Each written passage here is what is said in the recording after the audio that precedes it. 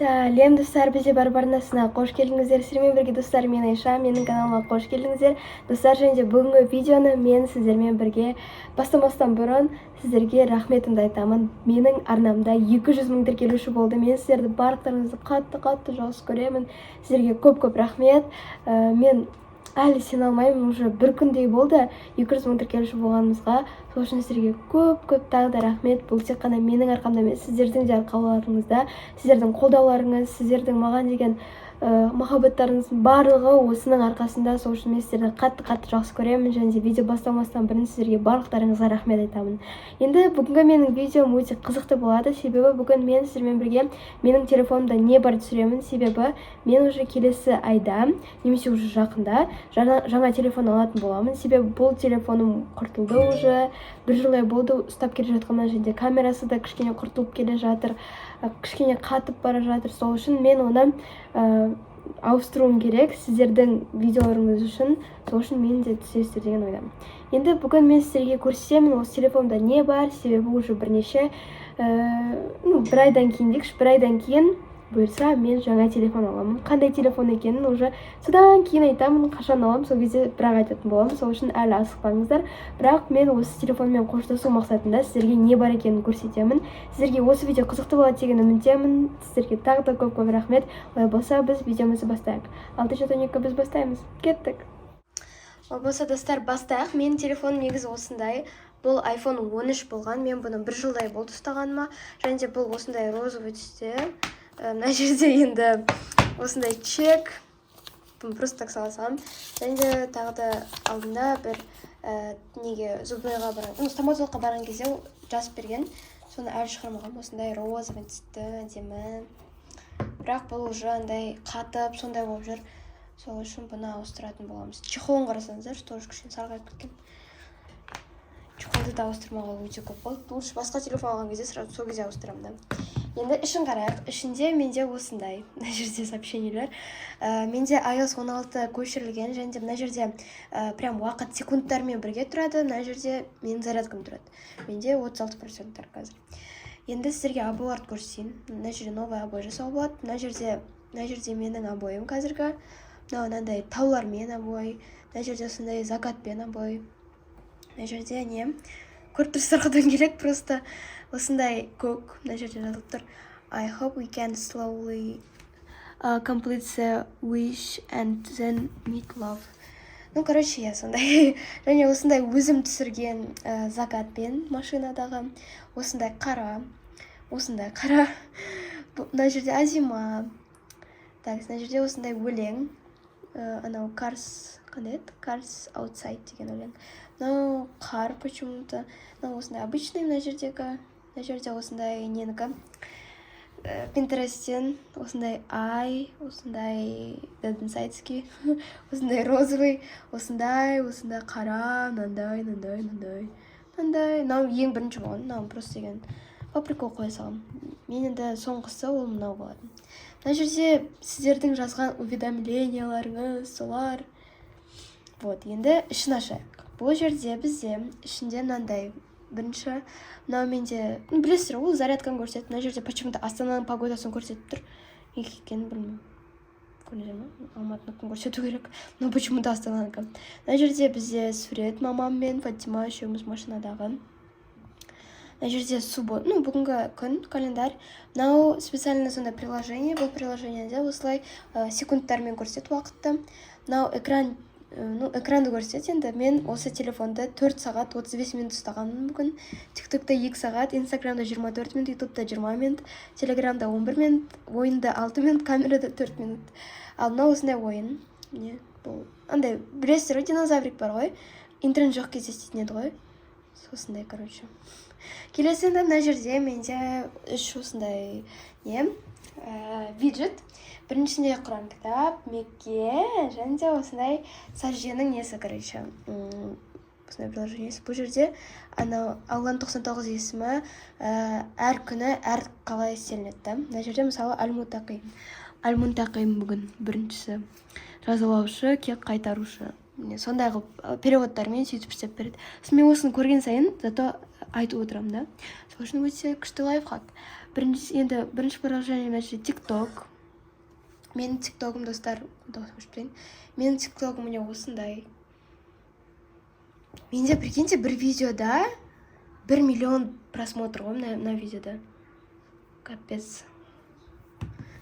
Енді мынаны да көріңіздер, енді ужас.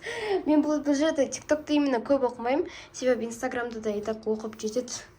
Келесі екіншісі ғой Instagram. Instagram'да менде осындай парақшам. Бізде бар 04.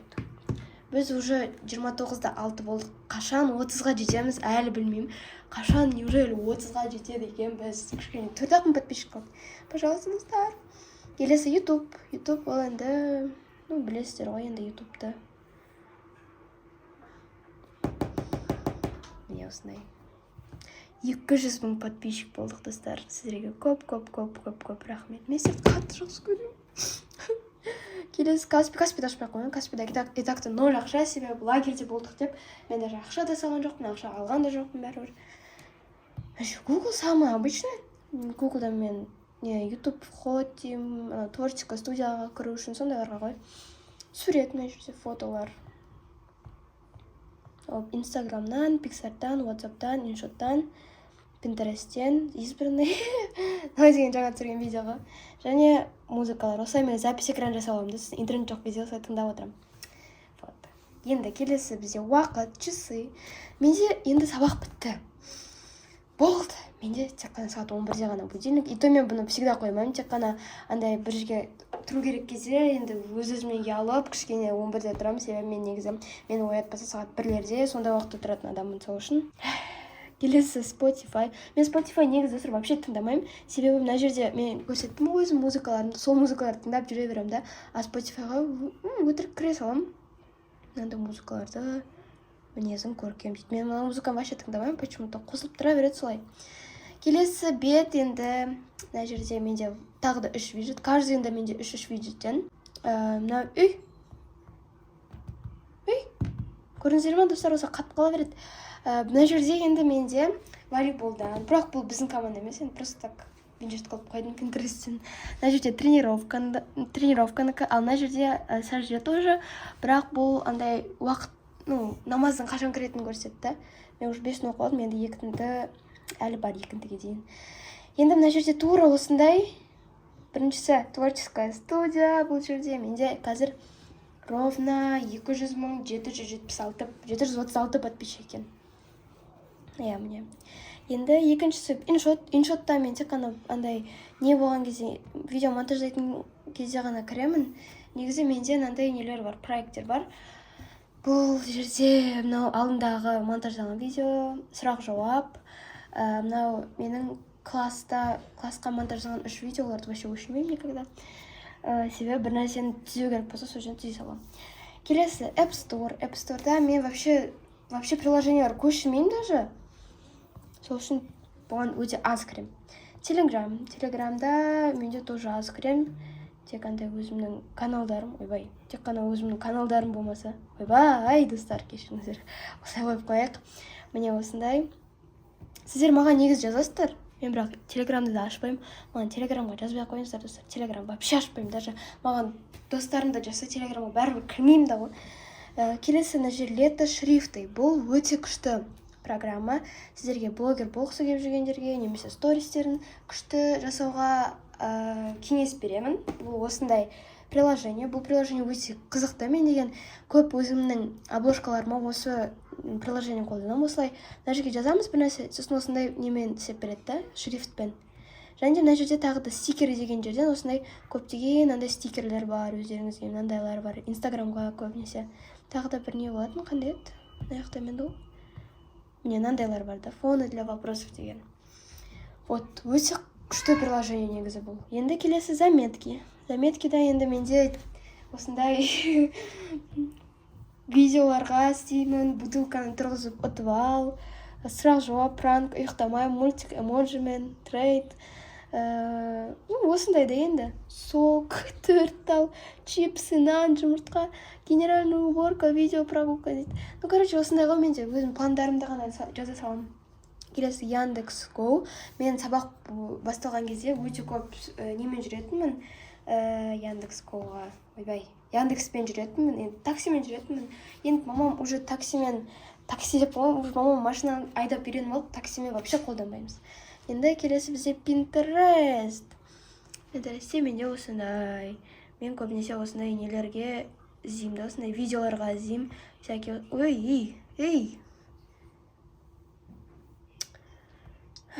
осындай, корочелар іздеймін, осындайларды өзіме идеяларды іздеймін, короче.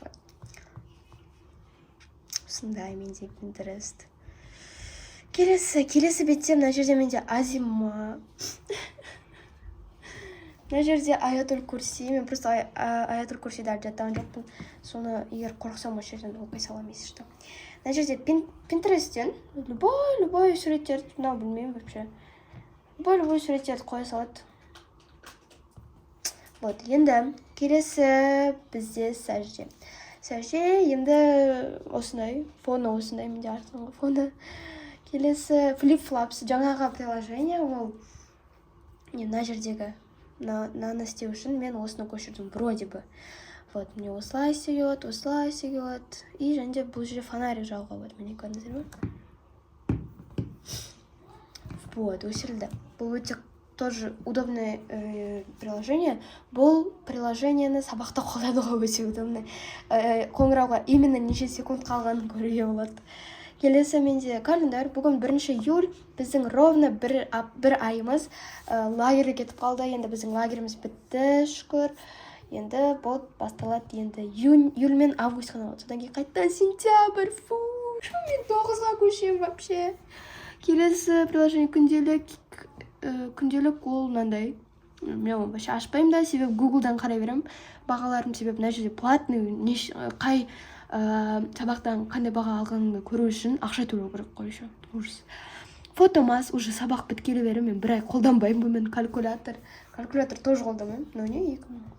Ну, короче, вообще қолданбаймын тоже. Мынау Бренлиді де қолданбаймын. Бірақ менде сабақ болған кезде мен кәдімгідей жинайтынмын. 817 балл жинағам 7 ответке. 9 спасибо, көрдіңіздер ма? Келесі Google переводчик. Переводчик бұл самый обычный, түсінбеген кезде, немесе переводтарын білмеген кезде осы жерден қарай беруге болады. Келесі мына жерде менде мынандай программалар. Енді мына жерде ойындар, менде осындай Brain Out деген мынандай ойын, мынандай. Мен бұлар ойында интернет жоқ кезде ғана ойнаймын, а так вообще ойнамаймын. Міне осындай менің телефоным. Басқа менде вообще қызықтар жоқ бұл телефонның ішінде. Достар, осымен мен видеом аяғына жетті. Мен сіздерді барлықтарыңызды қатты жақсы көремін. Және де мен достар лагерден уже шықтым. Аржан екеуміз шықтық, себебі уже лагерь бітті, уже бір ай өтіп кетті. Сондықтан да өкінішке орай лагеріміз бітті. Енді сіздерге видеоларды әрдайым түсіретін боламыз. Өте көп стористер, видеолар қызықтырып бәріңізге түсіретін боламыз. Сіздерге тағы да көп рахмет. Менің 200 мың подписчигім мен үшін өте қатты қымбат. Мен барлықтарыңызды қатты жақсы көремін. Енді бір 800 мың подписчиктен кейін мен папамды көрсететін боламын. Өте аз қалды, сол үшін тезірек 1 миллионға жеткізсек, мен папамды көресіздер. Ол болса достар, мен осымен сіздермен қоштасамын. Сіздерге тағы да көп рахмет. Ол болса келесі видеоларда кездескенше қош сау болыңыздар.